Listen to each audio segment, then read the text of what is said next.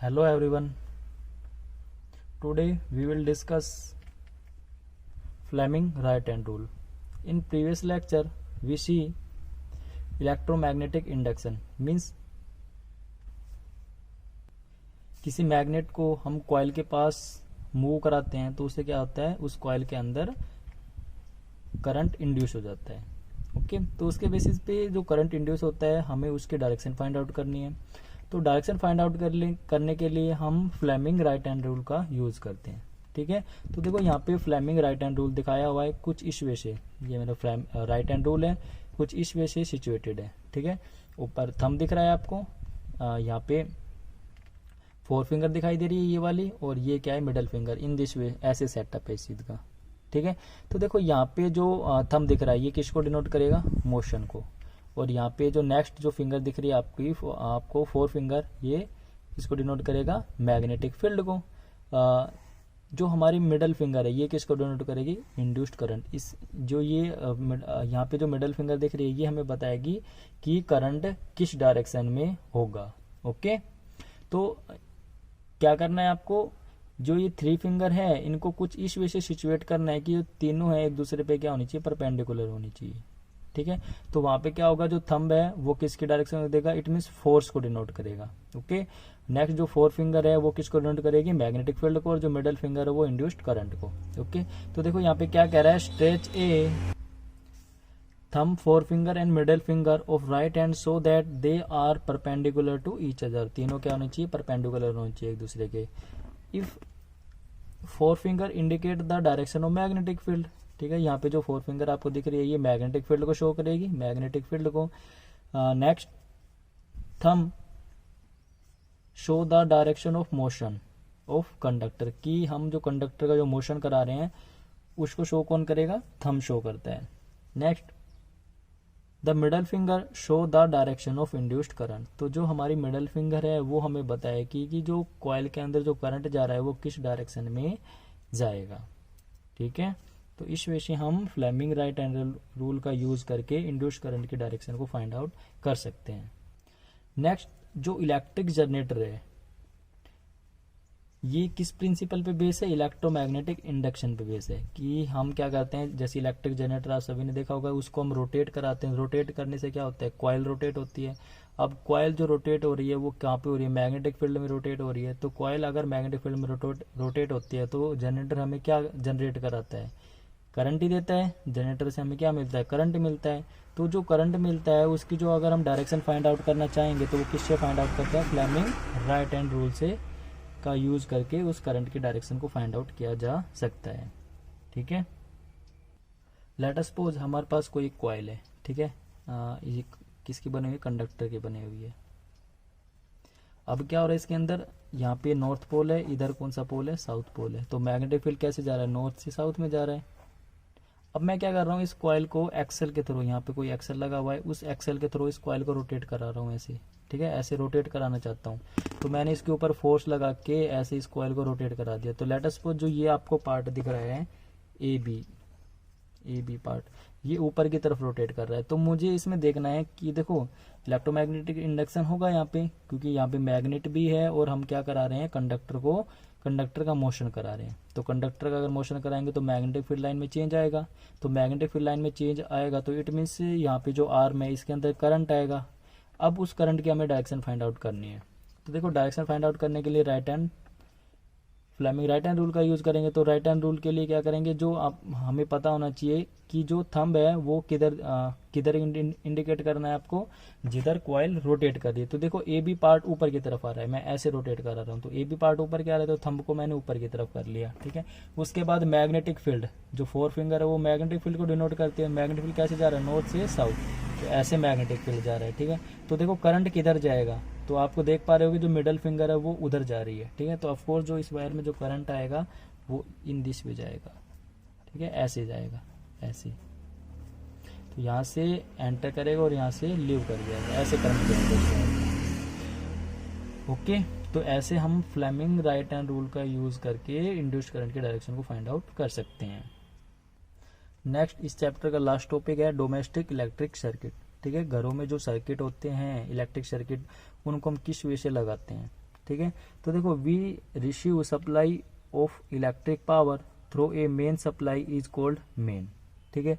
कि क्या होता है एक्चुअलिटी में पोल होता है, पोल से क्या होता है घर के अंदर बिजली आती है, पोल से मतलब मीटर में जाती है, मीटर में जाने के बाद घर में इलेक्ट्रिसिटी आती है। ओके, तो देखो हमने देखा है कि जो घर में इलेक्ट्रिसिटी आती है पोल से उसमें दो वायर होते हैं।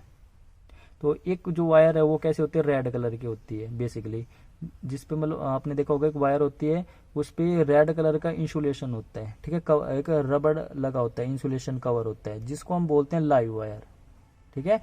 रेड कलर का जो इंसुलेशन होता है उसको हम लाइव वायर बोलते हैं, जिसको हम फेस भी बोल सकते हैं, फेस, ठीक है।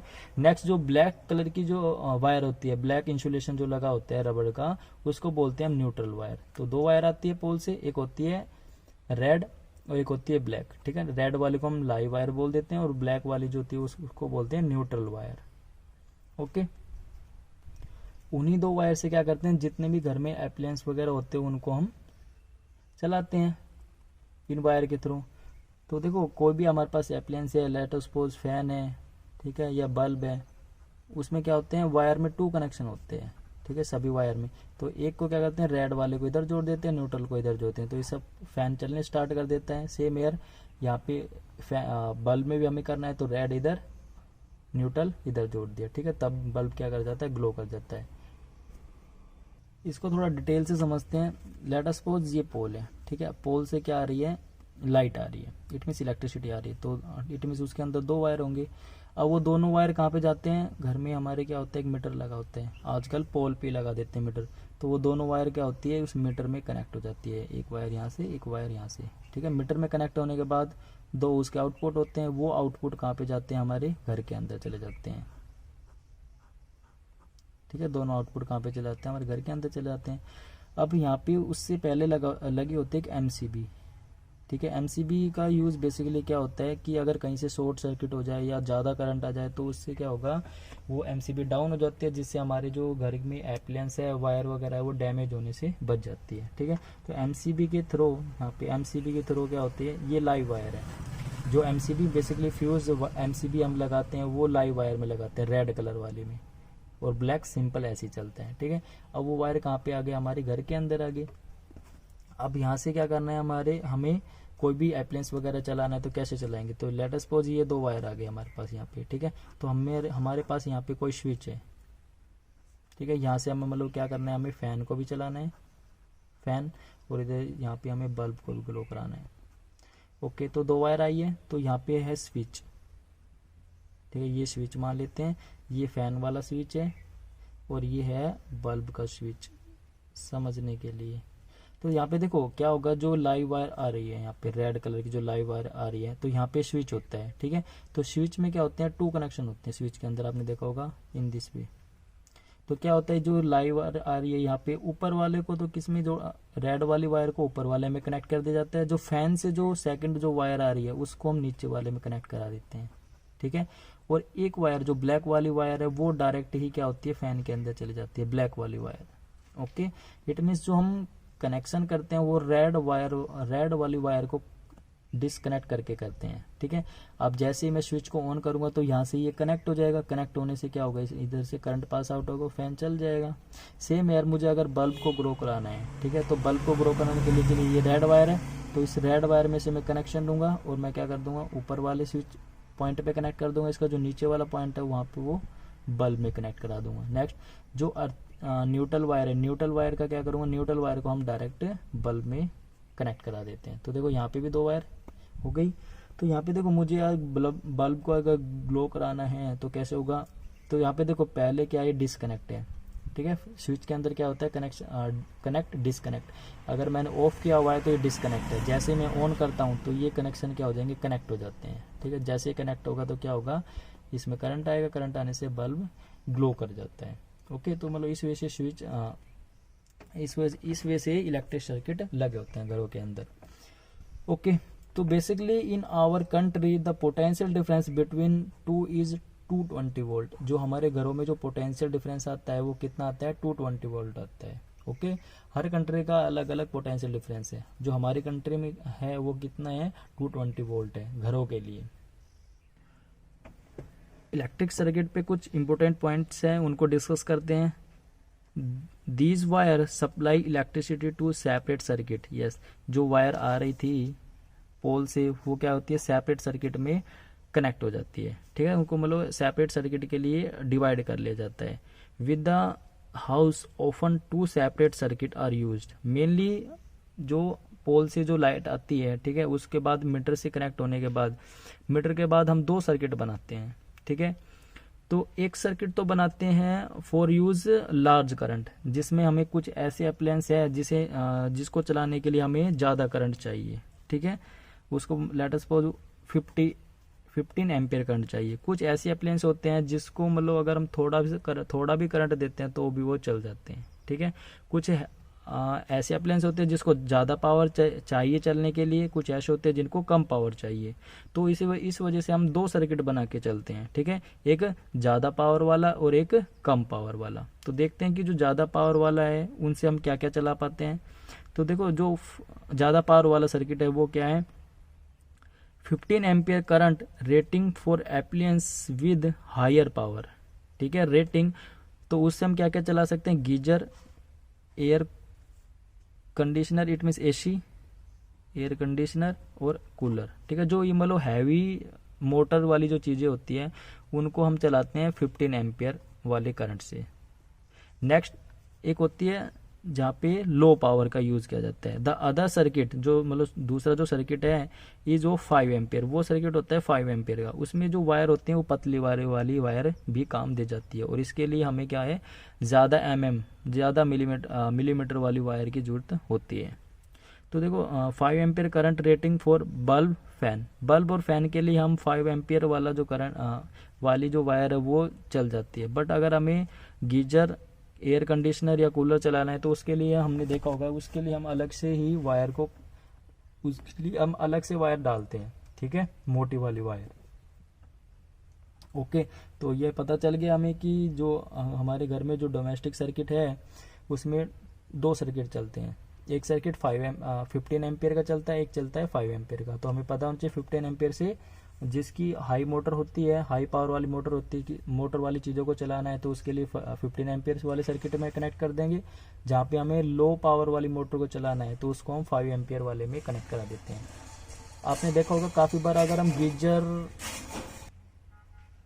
गीजर या एयर कंडीशनर को अगर हम 5 एम्पियर में कनेक्ट करा देते हैं तो क्या होता है, इस पे लोड ज़्यादा आता है। लोड आने से क्या होगा, जो ये वायर लगी होती है 5 एम्पियर वाली वो क्या हो जाती है, बर्न हो जाती है, जल जाती है। ठीक है, तो इससे मतलब जलने से बचाने के लिए हम क्या लगा देते हैं वहाँ पे, उसमें वायर है वो क्या कहते हैं, थिकनेस वायर, ज़्यादा थिक मोटी वायर को लगा देते हैं। ओके, अब नेक्स्ट है अर्थिंग। अर्थिंग क्या होती है, आपने अर्थिंग सुना होगा। The earth wire which has insulation of green colour. ठीक है, जो अर्थ वाली वायर है उसको हम जो इंसुलेशन होता है उसके ऊपर जो रबड़ लगा होता है वो किस कलर का लगा होता है, ग्रीन हरा कलर का रबड़ लगा होता है, उस वायर को हम बोल देते हैं अर्थिंग।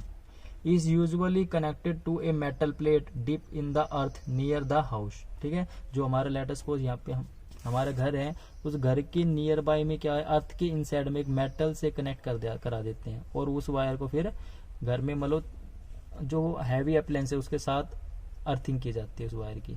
बेसिकली हम अर्थिंग क्यों करते हैं, यहाँ पे जो डिप इनसाइड हमने प्लेट डिप की है, क्या है कि अगर कोई करंट आता है, कोई भी अप्लायंस है वहाँ पे वो करंट आ रहा है तो वो डायरेक्ट कहाँ पे चला जाता है, अर्थ के अंदर चला जाता है, in the earth near the house. This is used as a safety measure. इसका यूज हम किस लिए करते हैं, सेफ्टी मेजरमेंट के लिए करते हैं। देखो अभी बताते हैं कैसे।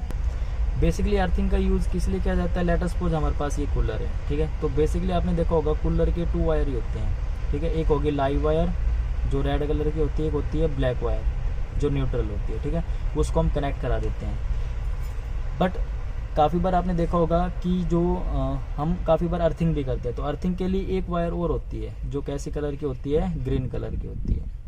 ठीक है, उस ग्रीन कलर की वायर को क्या कराते हैं, उसको हम क्या कराते हैं, मोटर से कनेक्ट नहीं होती, वो वायर कहाँ से कनेक्ट होती है, उसकी जो बॉडी है, कूलर की जो बॉडी है वहाँ पे कनेक्ट होती है ये। ठीक है, कूलर की जो बॉडी है वहाँ पे कनेक्ट कर दी जाती है। वहाँ से कनेक्ट करने के बाद जो हमारे घर के नियर बाय में हमने मतलब क्या एक डिप में जो एक प्लेट है उसको वहाँ से कनेक्ट कर देते हैं। इसका यूज़ क्या है, क्यों करते हैं इसको हम कनेक्ट अर्थ में, इस ग्रीन जो वायर है इसको हम अर्थ में कनेक्ट क्यों करते हैं? देखो काफी बार क्या होता है कि जो ये रेड कलर की वायर और यहाँ पे आप ब्लैक कलर की वायर है, ये क्या होता है काफी बार बारिश के मौसम में या काफी बार देखा होगा कि कहीं पे कट होने की वजह से वो करंट है वो उस बॉडी के अंदर चला जाता है। ठीक है, जो कूलर की बॉडी है किसकी बनी होती है? मेटल की बनी होती है। तो उस बॉडी में वो करंट चला जाता है कहीं पे कट होने की वजह से। अब वो करंट कहाँ पे है? उस बॉडी के अंदर। अगर कोई उसको टच करेगा तो उसको करंट लगेगा। तो उसको करंट ना लगे इसी चीज से बचाने के लिए क्या किया जाता है, ये जो ग्रीन वायर है इसको उस बॉडी से कनेक्ट कर दिया जाता है कि मोस्टली जो करंट है वो इस बॉडी में जो करंट आ रहा है वो करंट कहाँ पे चला जाता है? फिर अर्थ के अंदर चला जाता है। ठीक है, तो इस वजह से हमें वो करंट फिर नहीं लग पाता, क्योंकि जो मैक्सिमम जो करंट है वो कहाँ से चला जाता है? इस ग्रीन वायर के थ्रू अर्थिंग हो जाता है। ठीक है, तो इसलिए जो अर्थिंग है उसको हम एज ए सेफ्टी मेजरमेंट के लिए यूज करते हैं। आपने देखा होगा जो भी मतलब हाई पावर वाले जो इंस्ट्रूमेंट होते हैं उनमें ऑलवेज 3 प्लग वाले आपको 3 प्लग मिलेंगे। ठीक है, जिसमें एक रेड होता है, एक ब्लैक होता है और एक मिलेगा green. Green use for earthing, red use for live wire and black use for neutral. In order that each appliance has equal potential difference, they are connected parallel to each other. देखो क्या कह रहा है कि हमें ये पता है कि अगर कोई भी सर्किट है या हमें इतना पता है कि पैरेलल में जो पोटेंशियल डिफरेंस है वो सेम होता है, तो इस वजह से हमें पोटेंशियल डिफरेंस क्या चाहिए? सेम चाहिए। तो हमारे जितने भी अप्लायंस है उसमें हम क्या करते हैं, जो वायर को कनेक्ट कराते हैं वो किस फॉर्म में कराते हैं? पैरेलल में कनेक्ट कराते हैं। पैरेलल में कनेक्ट कराने से क्या होता है? पोटेंशियल डिफरेंस हर जगह सेम जाता है। अगर हम सीरीज में कनेक्ट करा देंगे तो उससे क्या हो जाएगा कि जो हमारी लाइट है वो डिम हो जाती है। ठीक है, नेक्स्ट इलेक्ट्रिक फ्यूज। पहले वाले चैप्टर में भी हमने डिस्कस किया था इलेक्ट्रिक फ्यूज के बारे में, थोड़ा और डिस्कस कर लेते हैं। क्या होता है electric fuse? A fuse in A circuit prevent damage to the appliance and the circuit due to overloading। ठीक है, काफी बार क्या होता है कि जो वायर होती है, ठीक है, वायर में क्या होता है, जो लेट सपोज जो वायर है ये इसमें से करंट पास आउट हो सकता है ओनली 5 एम्पियर, और काफी वजह से क्या होता है शॉर्ट आउट होने की वजह से इसमें 8 एम्पियर करंट आ गया, तो क्या हो गया? ओवरलोडिंग हो गया करंट। तो ओवरलोडिंग इस टाइप के करंट से बचने के लिए बीच में हम क्या लगा देते हैं? एक फ्यूज लगा देते हैं। यहाँ पे हमने फ्यूज लगा दिया। ठीक है, अब वो फ्यूज क्या करेगा? जैसे ही यहाँ से 8 एम्पियर करंट जाएगा तो वो वहाँ से क्या हो जाएगा? ब्रेक हो जाएगा। ठीक है, तो ब्रेक होने से जो आगे की जो वायर है वो डैमेज होने से बच जाती है। ओके, तो इट मीन्स कोई भी अप्लायंस है उसको प्रिवेंट बचाती है। कौन? फ्यूज बचाता है उस चीज को, डैमेज होने से बचा लेता है। Overloading can occur when the live wire and the neutral wire come into direct contact. Basically जो ओवरलोडिंग या करंट है वो मैक्सिमम कब हो जाता है? जैसे मोस्टली करंट है वो लेट सपोज 5 एम्पियर आ रहा है कि 8 एम्पियर 10 एम्पियर ऐसे करंट हो जाए, तो वो किसकी वजह से होता है कि काफी बार क्या होता है कि जो रेड कलर की जो वायर है, जो इट मीन्स लाइव वायर, वो कनेक्ट हो जाती है ब्लैक कलर की वायर के साथ। It means live wire connect हो जाती है न्यूट्रल वायर की वजह से, न्यूट्रल वायर से। तो जैसे ही आपस में वो कनेक्ट होगी तो क्या होता है? ऑटोमेटिक वो शॉर्ट सर्किट हो जाता है। ठीक है, तो शॉर्ट सर्किट होने की वजह से मैक्सिमम करंट जाएगा, तो मैक्सिमम करंट जाने से कोई अप्लायंस क्या हो जाए? डैमेज ना हो जाए। तो उसी से बचाने के लिए बीच में हम क्या लगा देते हैं? फ्यूज लगा देते हैं। ठीक है, तो फ्यूज में क्या होता है? एक वायर लगी होती है पतली, वो क्या हो जाती है? ब्रेक हो जाती है। तो वो वायर अगर ब्रेक होगी तो आगे तो करंट जाएगा ही नहीं। ठीक है, तो इससे कोई भी अप्लायंस है वो डैमेज होने से बच जाता है। The current in the circuit abruptly increase. This is called short circuiting। ठीक है, शॉर्ट सर्किट क्या होता है कि अगर कोई वायर है या सर्किट है, सर्किट में करंट फास्टली इंक्रीज हो जाए। ठीक है, कोई हमारे पास सर्किट है, सर्किट में करंट अगर फास्टली इंक्रीज हो जाए तो उसको बोलते हैं शॉर्ट सर्किट। ओके, काफी बार आपने देखा होगा स्पार्किंग होते हुए, जो पोल होते हैं बड़े बड़े उनमें आपने काफी बार स्पार्किंग होते हुए देखी होगी। तो स्पार्किंग किसकी वजह से होती है? वो लाइव वायर कनेक्ट हो जाती है न्यूट्रल वायर के साथ, जिससे क्या जिसको हम बोलते हैं शॉर्ट सर्किटिंग। ठीक है, overloading is caused by connecting too many appliances to a single socket. Yes, overloading और वे से भी हो सकता है। ओवरलोडिंग कैसे? जैसे हमारे घरों में क्या होता है, काफी बार एक प्लग है, उस एक प्लग के अंदर ही टीवी को भी चला लेते हैं, प्रेस को भी उसी में चला लेते हैं। ठीक है, और बल्ब को भी उसमें चला लेते हैं। देखो एक ही प्लग में हमने तीन तीन चीजें चला ली तो क्या हो गई, वहां पे उस प्लग पे ओवरलोडिंग हो गई, यस और नॉट। तो वहां पे क्या हो जाएगा, वो प्लग क्या होगा, बर्न आउट हो जाता है। ठीक है, तो उसको भी बोलते हैं ओवरलोडिंग। तो इस वजह से भी जो सर्किट है वो डैमेज हो सकता है, तो हमें ऐसा नहीं करना चाहिए। ओके, एक सर्किट में एक ही अप्लायंस चलाना चाहिए। ओके, यहाँ पे आपका ये चैप्टर फिनिश हो गया है। नेक्स्ट चैप्टर हम डिस्कस करेंगे I N colourful world. Okay, bye dear students.